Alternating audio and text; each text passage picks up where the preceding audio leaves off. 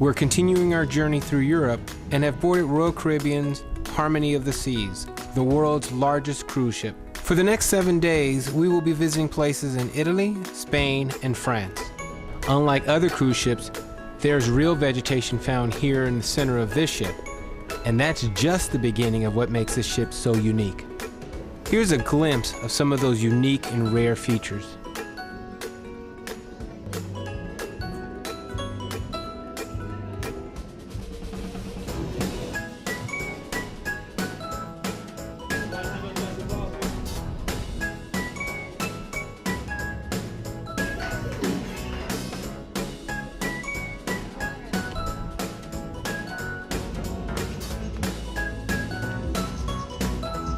We are the Hortons, and welcome to our video log from the road.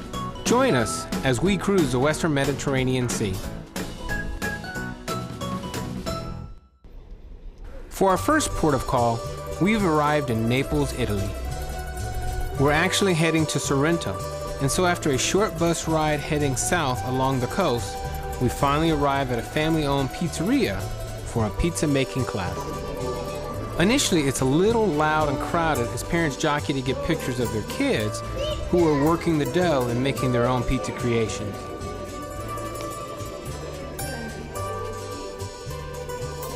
Later, the pizzas are taken and placed in an oven for baking.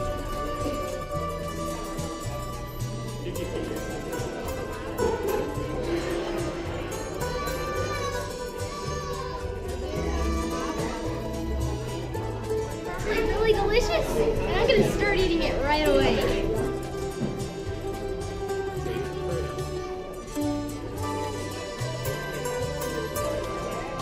Lacey was pretty happy with her masterpiece. Once the kids have departed and gone to the other room, there's a little more space for the adults.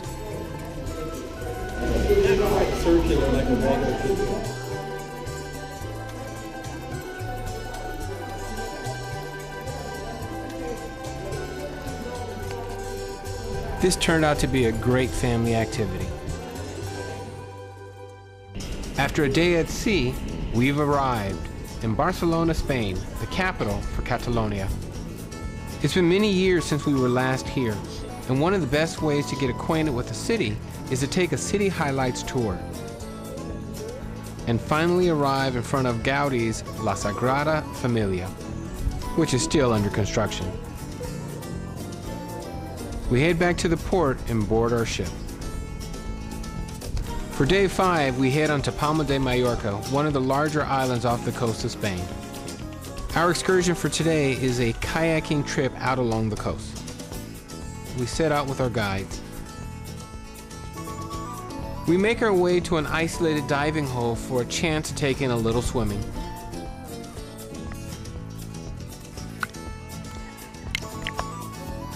The water is incredibly clear and we can actually see many small fish swimming below us. We are now a little more than halfway through our cruise adventure and have arrived in Marseille, France. Well, we're actually in Provence. Our first stop on this tour is a visit to Chateau de la Marine in the nearby town.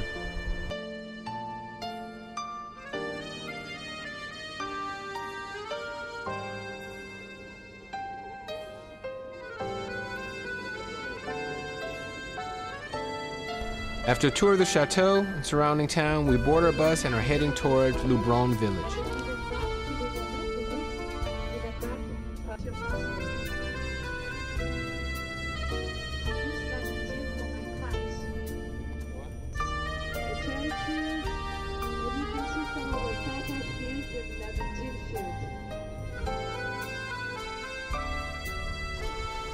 It's a quaint and charming town.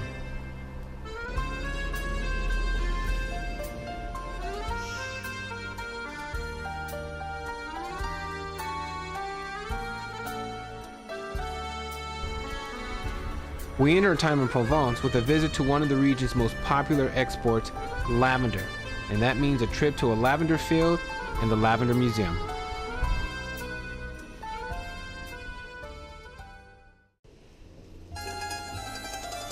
We're back in Italy once again and have arrived in La Spezia, the gateway to Tuscany and the city of Pisa.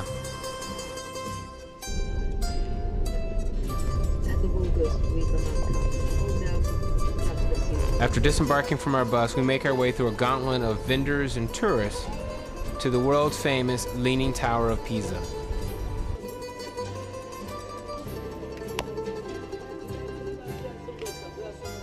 After having been closed for more than 10 years, visitors can now enter the tower and make their way to the top. But be forewarned, there's a limit on how many people can enter the tower at a time, and tickets to enter are not cheap. No trip here would be complete without the iconic picture of the tower in the background.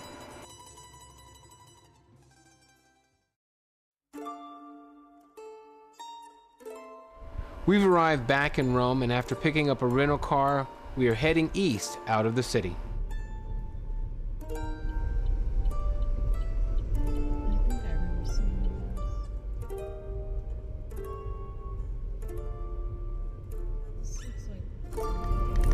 Well, we just got off the ship. We are heading to Tiffany's cousin's, Regina's house, who lives in San Donato, which is about 2 hours east of Rome. Tiffany and Lacey are both taking a nap here in the car. We've been driving for a little while, maybe 35 minutes. We tried to find the Trevi Fountain, but there's just congestion everywhere we went. So we're going to try to hit 500 meters. Please continue straight on PR2 small car. I can do that. So in a couple of days when we're on our way out, we're going to swing by and try to hit Trevi Fountain again. There's just too much traffic, people everywhere, impossible to park. So when we fly out, we have to leave early. We figured it's a better chance of getting in there, getting our pictures, doing all that. Please continue straight. Finally, after a few hours of being out on the road, we have arrived in San Donato and are met by Tiffany's cousin, Regina. The last time we were here was back in 1999 when we visited Tiffany's great aunt, Antoinette, Tiffany's maternal grandmother's sister. Unfortunately, less than 5 months after our visit, Tiffany's great aunt passed away, which was followed less than a year later by the passing of her husband, Uncle Johnny. Today, Regina and her husband Donato, who you see here, live in the house. Laura and Annalisa are now grown and out on their own, but have come back to visit with us. San Donato is a small medieval mountainous town. It's off the tourist grid and not much has changed since we were last here. And just like the town of San Donato, the land belonging to Tiffany's great aunt and her husband, Uncle Johnny, also remains unchanged, just like it was when we were last here.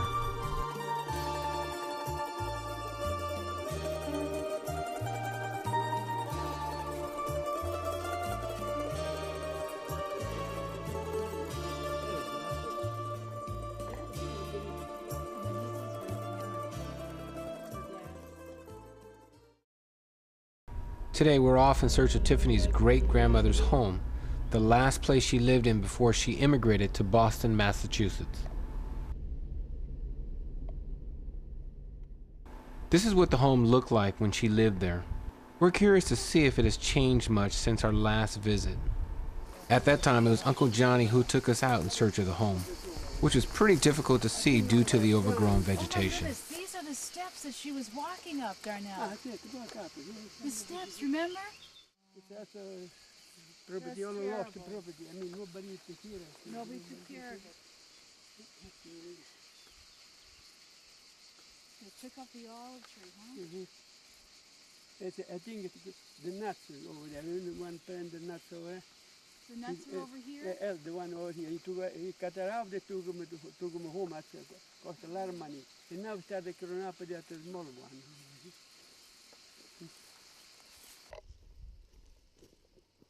To make it to the house requires us to leave the car behind and to do a little hiking. It's definitely changed. Apparently, another relative has taken possession of the house and has begun making renovations to the property. Since we don't have any keys, this will be as close to seeing it as we'll get. So I'm not sure, man. I'm kind of confused. For our last night at San Donato, Regina and her girls take us out for a little ice cream treat. And I use the word little loosely. Grazie. Grazie.